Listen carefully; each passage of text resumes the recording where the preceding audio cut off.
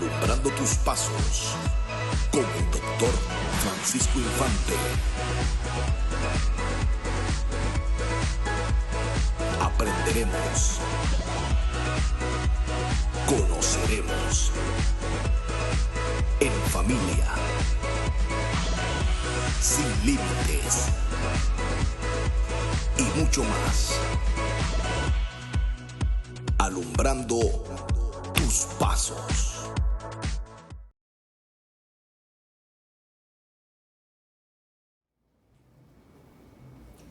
Dios te bendiga mucho, mi estimado hermano, hermana, amigo, amiga que nos escuchas. Una vez más aquí estamos en tu programa Alumbrando tus pasos, porque lámpara es a mis pies tu palabra y lumbrera a mi camino. Alumbrando tus pasos. ¿Estamos? Sí, bueno, entonces vamos a entrar de una vez en el tema de hoy. No está muerta, solo duerme.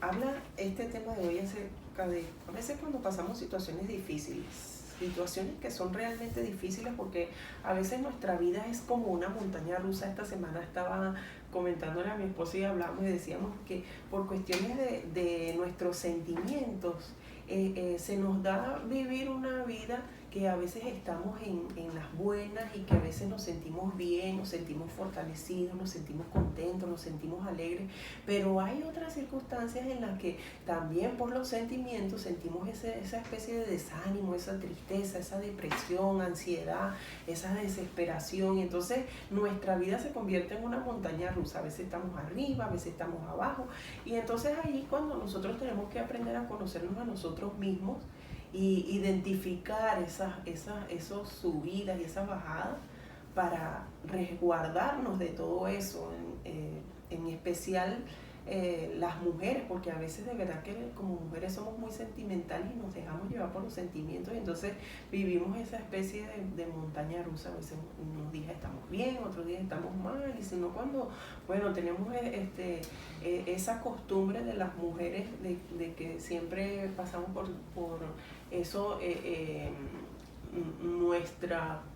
nuestro proceso mensual, pues que siempre nos hace vivir esto, pero de verdad que es un tiempo que cuando nosotros nos conocemos y sabemos que estamos pasando por esa situación, es un tiempo que nosotros debemos tomarnos de manera para relajarnos y para confiar en Dios, y un tiempo de oración para demostrarle a Dios que nosotros confiamos en Él y que sabemos que Él tiene todas las cosas bajo control.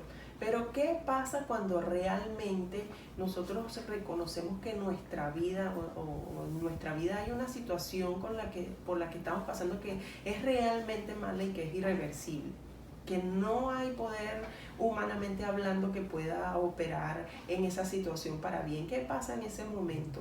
Cuando hemos orado y le hemos pedido al Eterno una palabra, un milagro, pero no pasa nada y hay realmente una desesperanza, que hemos caído en un hueco profundo y no vemos una salida.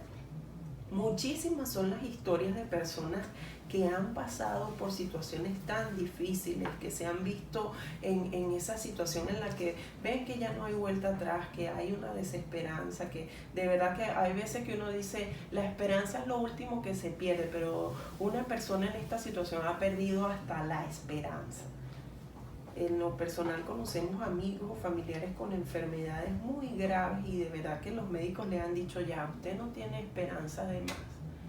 En una situación así, en la que uno se encuentre que de verdad ya está contra la pared y ya no hay vuelta atrás, está frente a un vacío enorme y siente que cae y ya no hay alguien que te socorra, que le clamas a Dios y no consigues respuesta.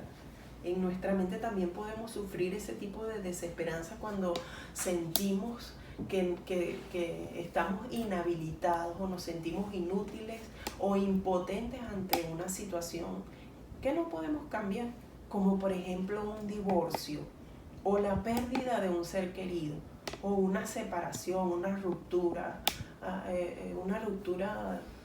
de amistad. Bíblicamente también conocemos a personajes que pasaron por situaciones donde todo estuvo perdido. Pero hay dos historias que son muy especiales y vienen como anillo al dedo a nuestro tema del día de hoy. Esa historia las encontramos en Lucas 8:40. Yo lo marqué aquí en mi Biblia porque quería compartir con ustedes algunos versículos. Lucas 8:40 habla de la hija de Jairo y de la mujer con flujo de sangre. Esta era una niña de 12 años gravemente enferma, padeciendo postrada en una cama a punto de morir. En Lucas 8, el versículo 41 y el 42 nos hablan de esta situación. Dice, y aquí se presentó un varón cuyo nombre era Jairo, un principal de la sinagoga, y postrándose a los pies de Jesús, le rogaba que fuera a su casa, porque tenía una hija única, como de 12 años, y se estaba muriendo. Y mientras él iba, las multitudes lo apretujaban. Habla de esta niña de 12 años gravemente enferma, padeciendo, postrada en una cama al punto de morir. Pero también nos habla, este relato menciona a una mujer muy enferma desde hace 12 años también, con un flujo de sangre, que no había médico y que no había medicina que pudiera ayudarle. En el versículo 43 dice, y una mujer que estaba con flujo de sangre desde hace 12 años, la cual no había podido ser sanada por nadie. Entonces era una mujer muy enferma desde hace 12 años con un flujo de sangre que de verdad no encontraba salida, estaba entre la espada y la pared y no había ni médico ni medicina que pudiera ayudarle. Entonces, dos personajes que tenían unas historias extraordinarias y que nos enseñaron que nunca hay una situación tan terrible que Dios nos pueda cambiar. ¿Qué nos tienes que decir de esto, amor mío? De verdad que es algo bastante profundo, mirándolo desde el punto, la parte cultural hebraica, tiene mucho que decir.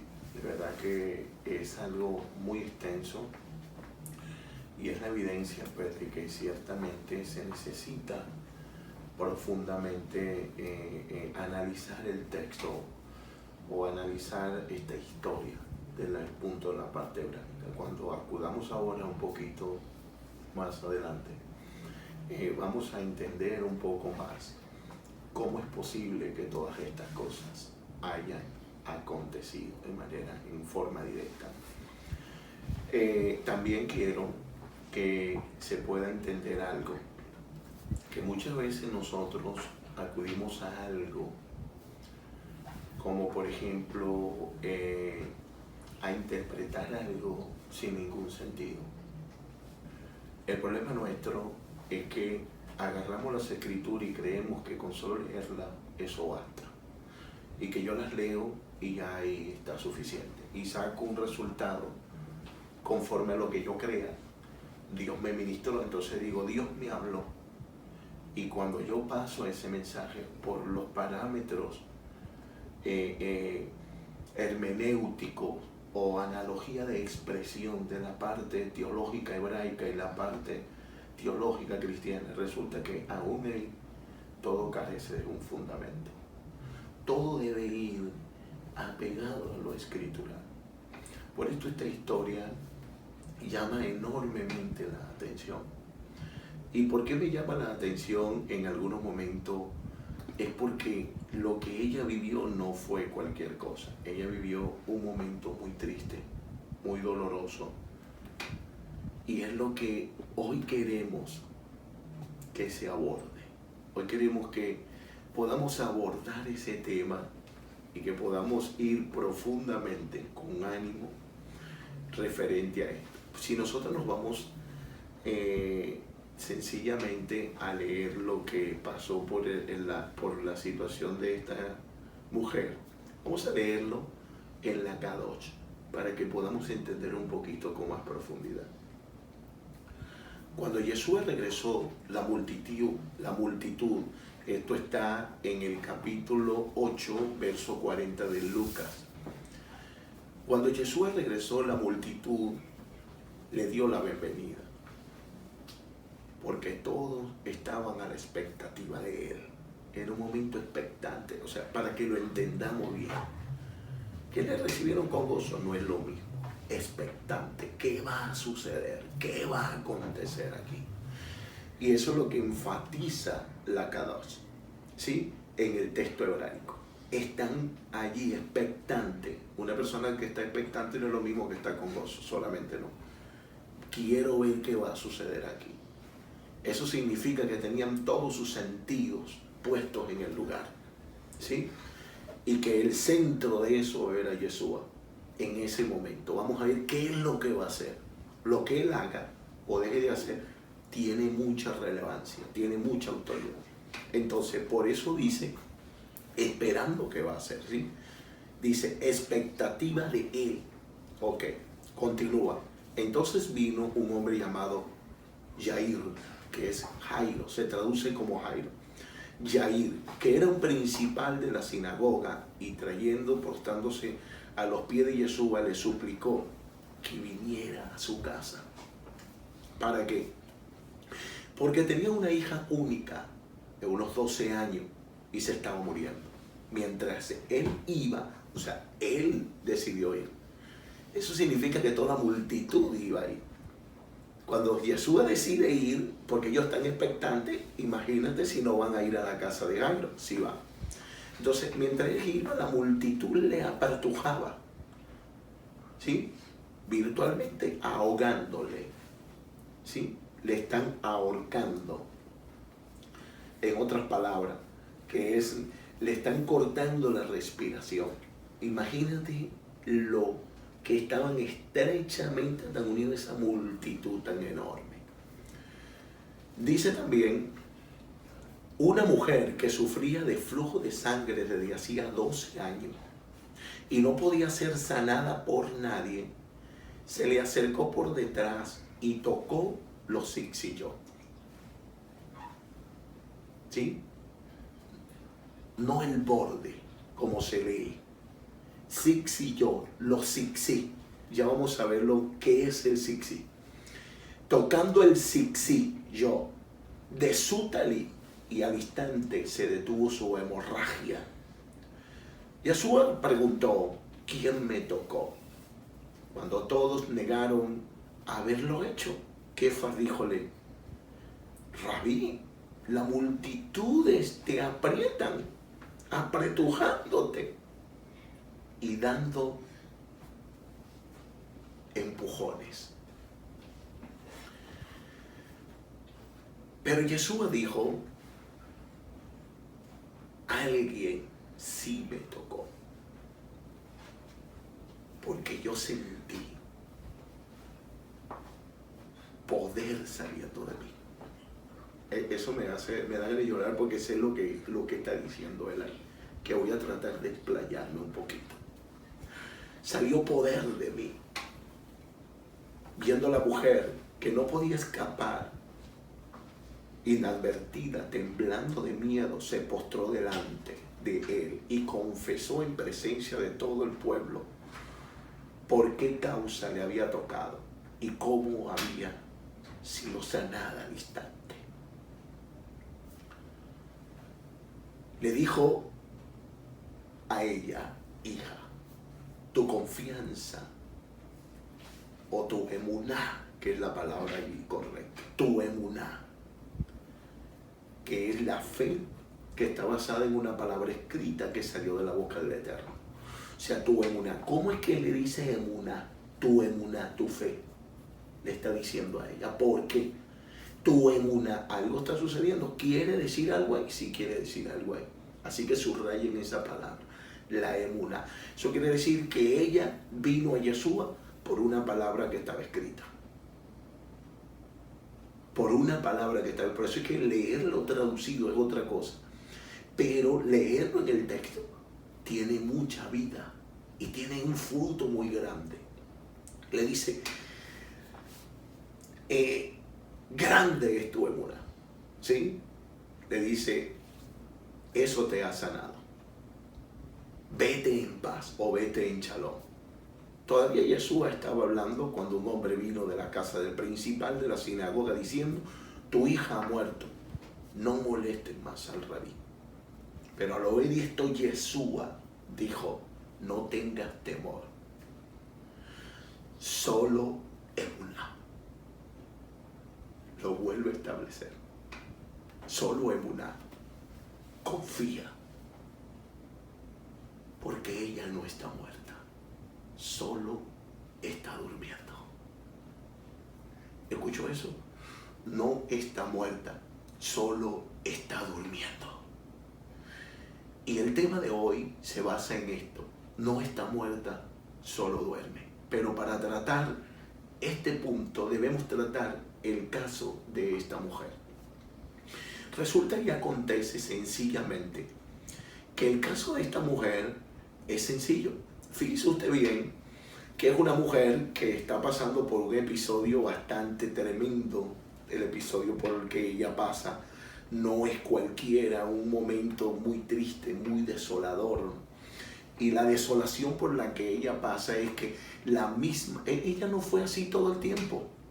Ella no fue así, fue una mujer temerosa, porque ahora pueden heredar las mujeres, por lo menos en los sefardí puedes hacerlo ahora, y en los askenazí, en la parte que cree en Yeshua, pero no era así en el tiempo de Yeshua, no era así, las mujeres no heredaban, las mujeres no heredan. La mujer, ¿y de dónde saca la finanza esta mujer para permanecer y poder ir? ¿Por qué? Porque ella se casó con un hombre piadoso. Y el que cumplía la ley era rico, porque la señal de la ley era que daba riqueza a quien la cumplía. Por esta causa Dios presentó dos caminos. Dijo, si haces conforme a lo que está escrito en la ley, pues a donde quiera que vaya te bendeciré y te daré en abundancia. También dijo, pero si no hicieras esto, pues las maldiciones te seguirán. Evidentemente estos dos caminos indicaban, por eso la vida de un judío se mide por la cantidad de riqueza que tiene, porque en ese entonces se medía por la cantidad espiritual que era. Por eso es que Pablo establece que como prospera tu alma, también tienes que prosperar espiritual. Si prosperas el alma, prospera económicamente. Pablo estableciendo que la vida espiritual de una persona se define también por la prosperidad que va llevando. Sí, busca el reino de los cielos y lo demás es una añadidura. No es malo tener dinero, lo malo es darle un mal uso al dinero. Eso es lo malo. Pero el asunto al que quiero llegar es que la vida de un judío se medía por la cantidad, mientras mayor riqueza tenía. De hecho, lo dije anteriormente aquí.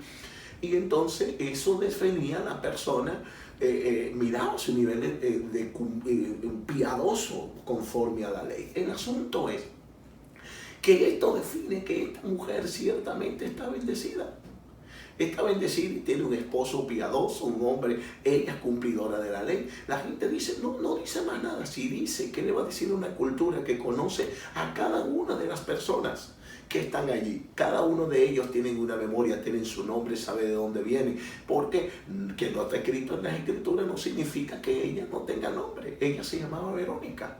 Su nombre era Verónica y tenía una familia, solo que inmediatamente, conforme a la ley levítica, cuando lo fueron a buscar, evidentemente, ¿qué pasó? Que la ley de Levítica, en el capítulo 15, del verso 25 en adelante, habla de las leyes del flujo de sangre, que era la mujer cuando tenía el flujo de sangre, ¿sí? Entonces iban y la llevaban a la purificación y esto duraban 7 días. No tengo tiempo para explicar ampliamente porque esto es mucho, pero sí lo que quiero decir que eran leyes que estaban allí, leyes de sanidad, ¿sí? Sanitaria, y obviamente esto también representaba algo grande. ¿Por qué? Porque cuando le venía la menstruación ellas no podían venir en su casa, ellas tenían que salir para que les tomara ahí en el lugar de la purificación, donde ellos iban y se purificaban, y esto era lo que duraba 7 días este procedimiento. Cuando entraban la apuntaban en un libro, y en un libro por qué iba, cuál era su menstruación, si la menstruación era por estado natural de 7 días conforme al estado mensual que venía naturalmente, o en un dado caso si era por un varón o era por una hembra. ¿Cuál es la diferencia? Que el varón duraba 32 días y si era hembra duraba 72 días. Entonces, ¿por qué? No tengo tiempo para explicarlo tampoco, pero lo que sí sé es que cada uno de esos procedimientos venía diferente por el flujo y la limpieza que tenía que estar en el ritual de la purificación. Esto, aunado a esto, la mujer del flujo de sangre, me imagino que fue al ritual de la purificación un día y luego no pudo. Cuando la van a ver, a buscar a las 7 días, porque ya tiene que estar pura, ya tiene que estar limpia, para para sacarla, pero, o darle a ver que ella cumplió con su requerimiento de purificación. Resulta y acontece que ella no está, que todavía el flujo está fluyendo, valga la redundancia, está fluyendo. Eso indica que inmediatamente el Cohen que está allí, inmediatamente la declaraba impura y le quitaban esa vestimenta y le ponían vestimentas de ¿qué? Vestimentas de impureza y vestimenta de inmunda, y le daban una ley que a 50 metros ella tenía que decirle a todo varón o a toda persona que se iba acercando a ella tenía que decirle en voz alta y audible, tenía que decirle: no te acerques, soy inmunda. ¿Por qué? Porque si se acercaba a cierto perímetro, ella moría por haber violado esa ley halágica, porque era ley halágica de muerte, porque ella estaba bajo un procedimiento de inmundicia. Ella no podía hacer eso. Eso significa que ella no podía volver a la casa. Y como ella no puede volver a casa, el esposo le da la riqueza. ¿Para qué? Para que ella vaya a tratarse. Eso es lo que nosotros hacemos en ignorancia. Cuando nosotros pasamos por un procedimiento que vemos espiritualmente, ahí no hay forma que pueda saber nada. Como dijeron en Egipto, aquí está el dedo de Dios. O sea, en otras palabras, dijeron ellos, aquí no podemos hacer nada. El Dios de los hebreos está aquí metido y Él es el que decide qué va a pasar o no va a pasar. Igual manera, cuando el Eterno decide hacer algo con alguien, no hay dinero, no hay forma, no hay manera que pueda escapar esa persona a ese procedimiento. Hay que esperar. O ella lo que tenía que hacer era techumá y volver, porque eso indica que ella estaba separada de la ley. Tal cual como indica también que esta Noemí estaba separada por el nombre que le pone a los hijos, no haciéndolo espiritualmente como debería hacerlo, que a uno le pone un clavo y al otro le pone enfermo. Maglon y Kirión, enfermo y clavo. O sea, eso indica que ella estaba separada de la ley y por eso le llega la muerte a donde está ella en Moab, y muere su esposo y mueren sus hijos. Eso es lo que está pasando con la mujer del flujo de sangre. Está sucediendo, es el dedo de Dios. Ella va y viene, ella fue a los griegos. De hecho, ¿por qué Lucas conoce tan exactamente este procedimiento que ella está viviendo a nivel? Porque Lucas era especialista en eso. Lucas es un médico profesional en Grecia, era muy famoso, y ella va allí a Lucas. Por eso es que Lucas conoce claramente el procedimiento de la mujer del flujo de sangre, y por eso hablan y sabe lo que él es el que la diagnostica a ella, que eso ya no se puede, que eso era imparable, y ella continúa, pero lo hubo perdido. Claro, cuando tiene dinero, ¿cuánto vale? ¿Cuánto tiene? Ella estaba en tierra de griego y teniendo dinero ya puede pagarse lujo, pero cuando ya las riquezas se acabaron, que comienza la menstruación a fluir y ella no tiene cómo entrar a un lugar para poder limpiarse ni nada. Entonces toda esa sangre que está allí descompuesta, el hedor que comienza a emitir esta mujer en su cuerpo, en la situación que está, en la continua bajones de sangre, esto es hipovolémica, bajo volumen de sangre, comienza una anemia crónica, su cansancio es tremendo, comienza a cansarse, su caminar es totalmente lento, la parte psicomotora para pensar es lenta, sondolienta, donde quiera se queda adormecida. No era cualquier condición, es una condición bastante severa, es una condición bastante triste. Una mujer que gozaba de tanta bendición y que ahora tiene el dedo de Dios encima, y tiene el dedo de Dios. No hay médico que pueda con eso. Cuando alguien tiene el dedo de Dios encima, lo que tiene que venir y hacer un techubá, un arrepentimiento, restaurar las cosas que hubo hecho, pero no va a poder hacer nada, no va a poder salir de la prisión si el dedo de Dios está ahí, no va a poder salir de esa enfermedad si Dios no está ahí. O sea, no es buscar un médico. Obviamente la medicina es mala, no, ¿cómo va a ser mala? La medicina es buena. Y los médicos ayudan, claro que ayudan, y son una bendición hasta cierta manera, pero cuando el dedo de Dios está, no puede hacer nada la medicina. Entonces este es el caso de esta mujer, y luego que lo hubo perdido, imagínese usted cómo la están tratando como una indigente. Ahora es una indigente, no hay que le haga misericordia, no hay que le haga el bien. Este es el duro trabajo que esta mujer tiene. Ahí está sucediendo algo doloroso en ella, está sucediendo algo triste, y esta tristeza es justamente a la que estamos atacando ahora, que vemos que es cualquier movimiento. No, mis amados, ella está viviendo una situación bastante triste, y la situación a la que vive es que no hay quien le haga misericordia. Entre griegos, ella está viviendo una situación difícil. Póngase usted a ver una cosa: ¿qué mantiene a esta mujer firme? ¿Qué mantiene a esta mujer de pie? ¿Por qué causa esta mujer no se ha rendido? ¿Por qué causa esta mujer no se entrega todavía a todo esto? No se entrega porque quien domina su vida es el amor.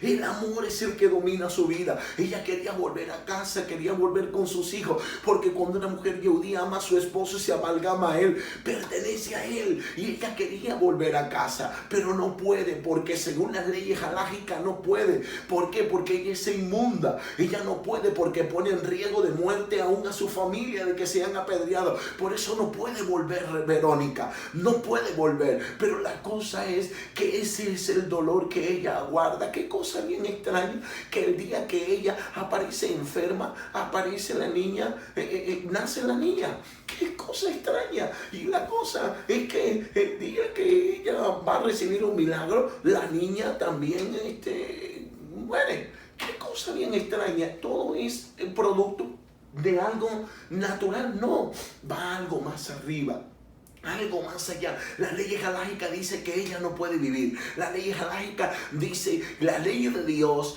están imputando sobre ella muerte. Pero ¿qué puede salvaguardar? Porque Yeshua le dice tu emuná, la fe en la palabra escrita. ¿Qué palabra escrita traía esa mujer? ¿Qué palabra escrita traía ella? ¿En qué se basó su emuná? ¿En dónde está la fe? Porque según la ley de la Torah, la juzgan, ahí no hay. Entonces, ¿cuál otra palabra estaba devengando sobre Verónica? Que cuando escuchen la tierra de los griegos que hay un hombre que hace milagros tremendos, que los muertos se levantan, que hay algo sobrenatural, que levanta y de peces hace cosas tremendas, le da de comer a multitudes, las aguas le obedecen. Ella comienza en tierra de griego. Para los griegos simplemente es una noticia, para ella es una profecía, para ella es algo extraordinario, para ella es algo especial. ¿Por qué? Porque ella sí porta una palabra profética, ella sí porta una ley de la memoria, una ley, y ahí es donde ella está viviendo, y ahí es donde se aferra.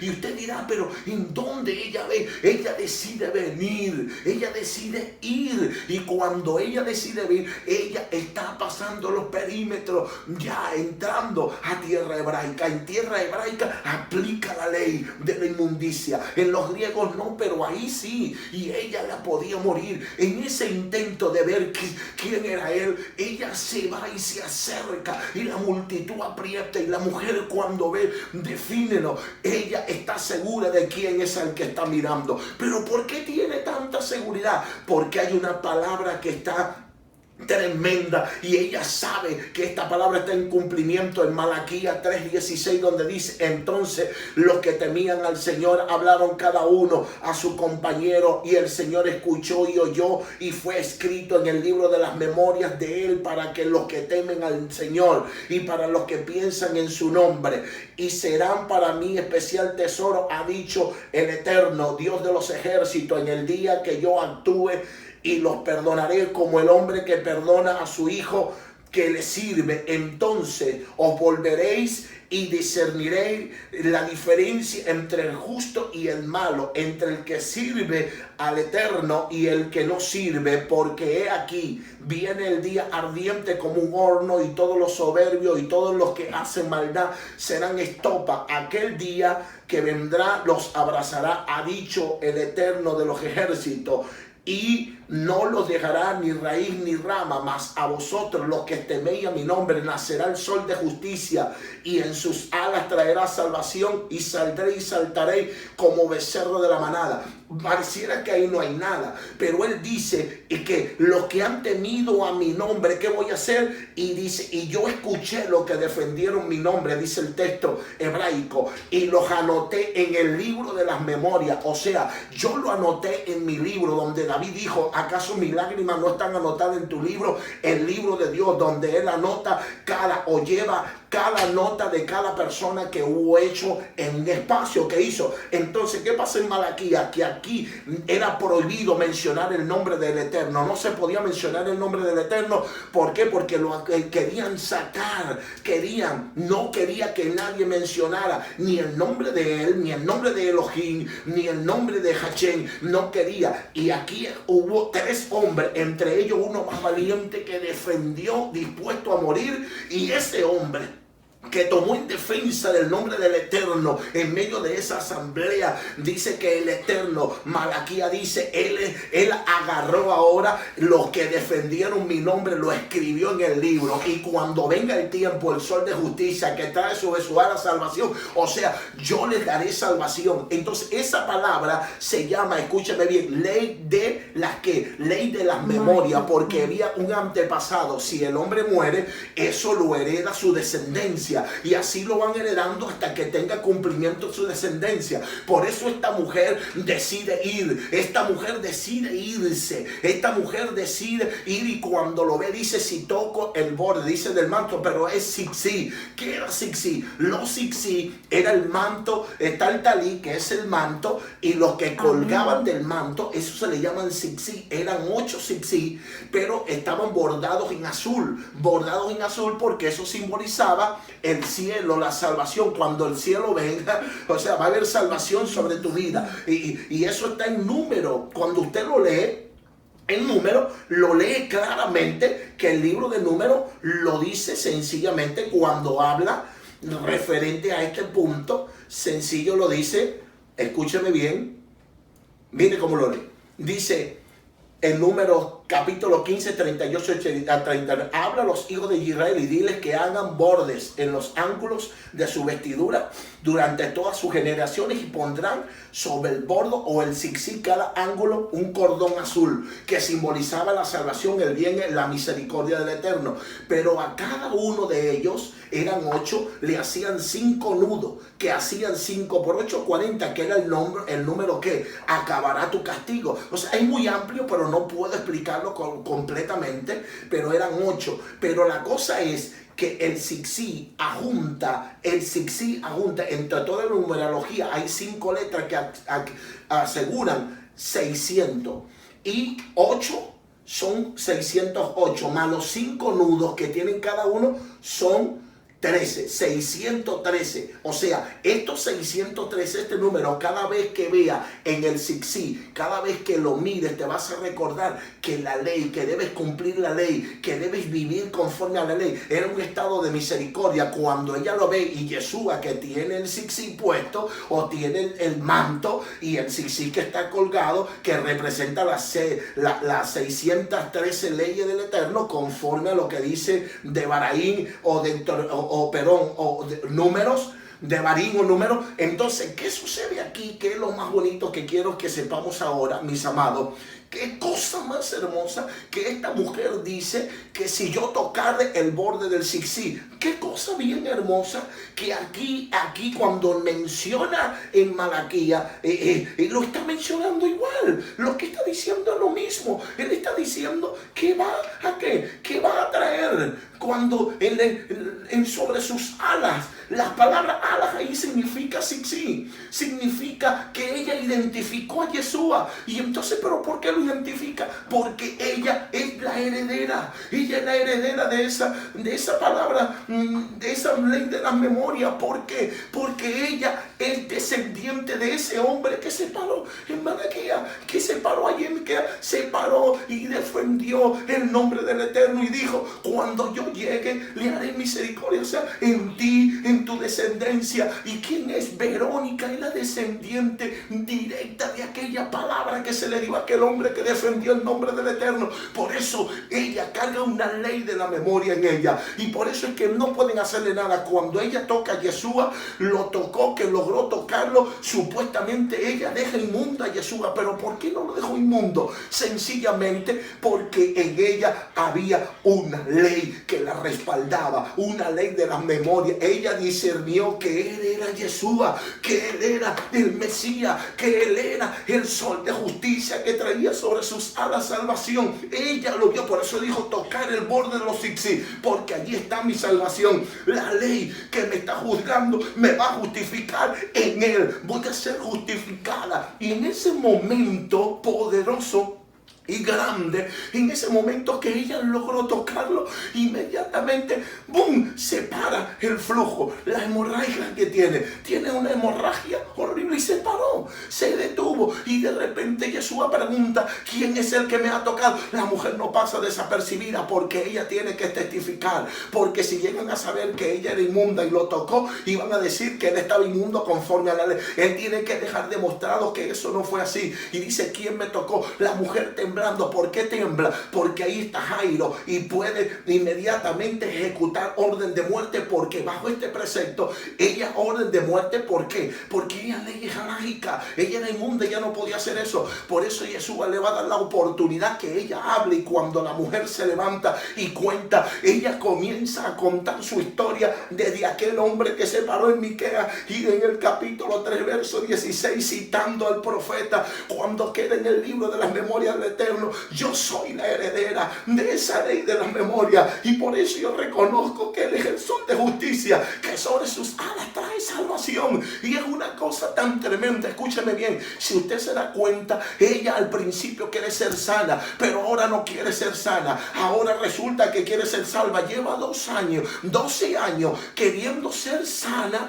y ahora no quiere ser sana. No, porque ahora quiere ser salva, porque ella sabía la profecía que estaba en ella. Ella sabía su fe, que estaba forjada en una palabra escrita. Sabía que cuando ella tuviera esa palabra con ella, no era solo sanidad, era salvación. Jesús le dice: eres sana. ¿Por qué? Porque ¿quién me ha tocado? ¿Quién me tocó? ¿Quién me tocó? ¿Que todos te tocamos? No, hay alguien que me ha tocado, que ha pasado a los tiempos, que sabe que yo soy la resurrección, yo soy la vida, yo soy el que cae, el que quita el pecado del mundo. Hay alguien que me ha tocado sabiendo, y si ha pasado los tiempos, yo no he muerto. ¿Por qué? Porque en la resurrección, cuando yo muera, en mi muerte es que va a haber remisión de pecado por el derramamiento de sangre. Hay alguien que pasó a los tiempos, hay alguien que pasó a la cruz, hay alguien que se adelantó a los tiempos y sacó esa salvación de mí, y esa salvación yo la sentí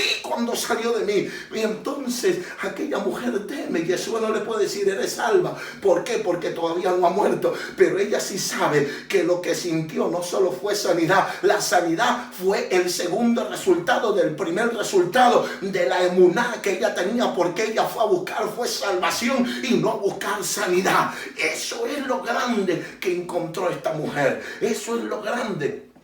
Ahora bien, mire lo que está bien y poderoso, que ahora Jairo le toca el punto. Jairo está escuchando, y cuando Jairo escucha, Jairo dice: si le hizo el milagro a ella, me lo hizo a mí. Si le hizo el milagro a ella, me lo hizo a mí. Y Jairo está totalmente extasiado, escuchando. Pero qué cosa bien extraña, que cuando ya termina esta mujer de dar y van a pasar a la casa de Jairo, porque ya la mujer del flujo de sangre se fue, viene el sirviente y ¿qué le dice? Ya no moleste más al maestro. ¿Por qué? Ya no lo molestes más, porque tu hija ha muerto. El semblante de Jairo cayó, el semblante de Jairo se vino al suelo. Esto es lo que quiero quiero decirte hoy que así mismo sucede, que Jairo estaba gozoso con un testimonio ajeno. Jairo estaba contento con un testimonio de otro, pero resulta y acontece que en su propia vida tenía una tragedia.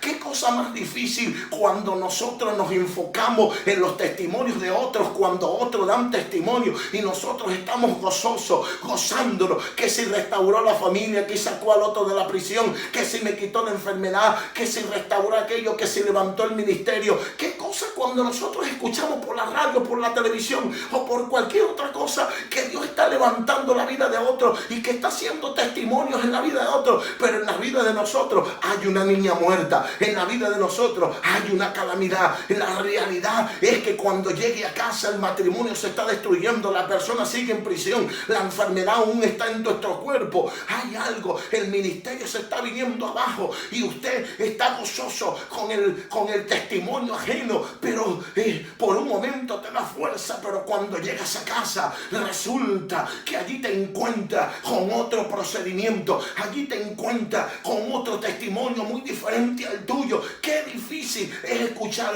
que otras personas están viviendo gloria, pero cuando tú llegas a tu casa hay una niña muerta. Este es el resultado que tiene Jairo. Se estaba gozando con la mujer del flujo de sangre, el testimonio, la palabra que estaba sobre ella gloriosa y que se cumplió, pero ahora le dan la noticia: tu hija ha muerto, Jairo, ya no molestes al maestro. Pero bueno, ahí parece que terminó todo.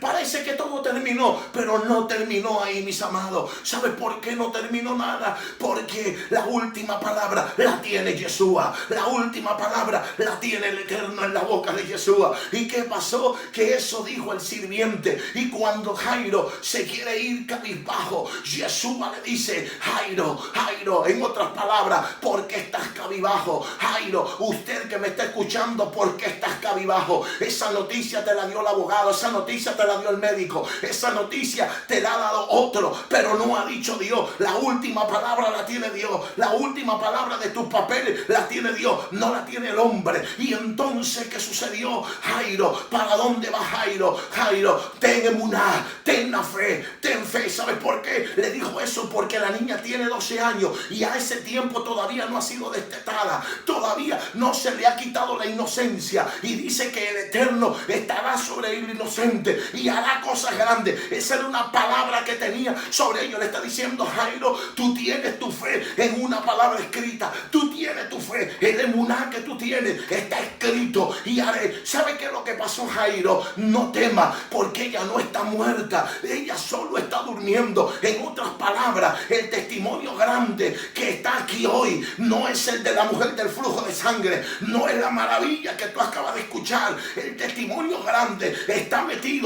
en tu casa, en un cuarto que todos creen que murió, pero no, ella no está muerta, solo está durmiendo. ¿Por qué? Porque ella es el comienzo de algo nuevo. 12 es el número de las tribus, 12 es el número del día, 12 es el número del nuevo comienzo según el texto hebraico. 12 es el número de comienzo, es cuando las cosas comienzan nuevas y mejores. En otras palabras, el testimonio de ella no es tan grande sino como el que tú tienes en tu casa, porque tu hija es el renuevo, es el comienzo, es la resurrección, es el cambio, es la transformación. Es como Israel, y con aquellos que crean en mí van a entender que van a comenzar de una vida, de una muerte a una vida, van a comenzar una vida nueva. Esto es lo que Yeshua le está diciendo. Por esa causa, cuando van caminando, la gente alrededor le dice: Jairo está muerta, y Jairo ya no le presta atención. ¿Por qué Jairo no le presta atención? Porque hay una palabra,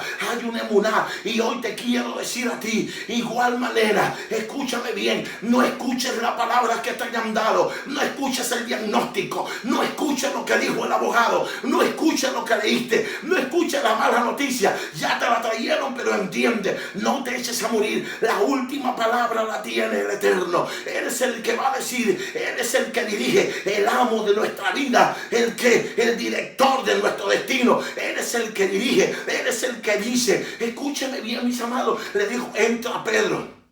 Entra Juan y entra Jacobo. No entre más nadie. No entre más nadie. Y los padres que representan el amor único. El amor del Padre que fue capaz de quitarlo todo y de renunciar a todo. ¿Por qué? Porque desde el momento que él se arrodilló y se tiró a tierra ante Yeshua, él dejó de ser el principal de la sinagoga, por lo que toda su vida había trabajado. O sea, lo vendió todo para alcanzar salvación sobre su casa.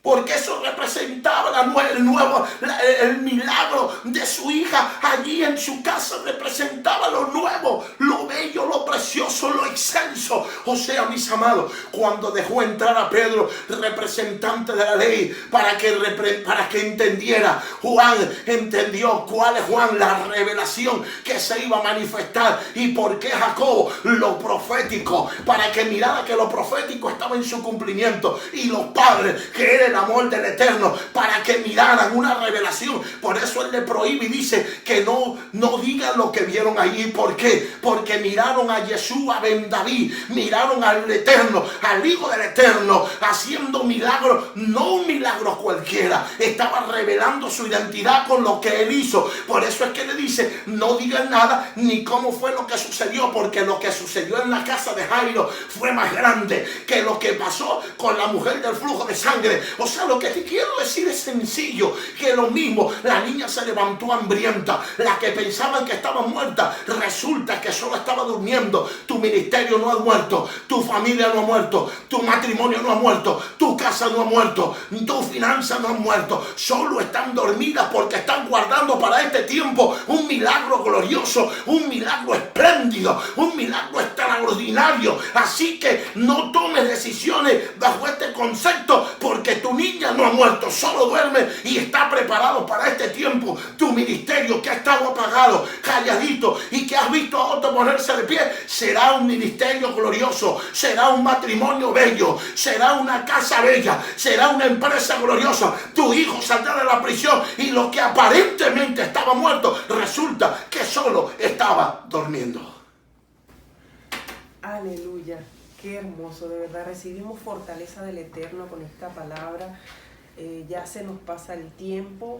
Queremos decirte, bueno, aférrate a la palabra que Dios te ha dado, aférrate, cree en el Eterno y camina en base a esa palabra, que Dios siempre saca lo mejor de las situaciones más difíciles que podamos enfrentar.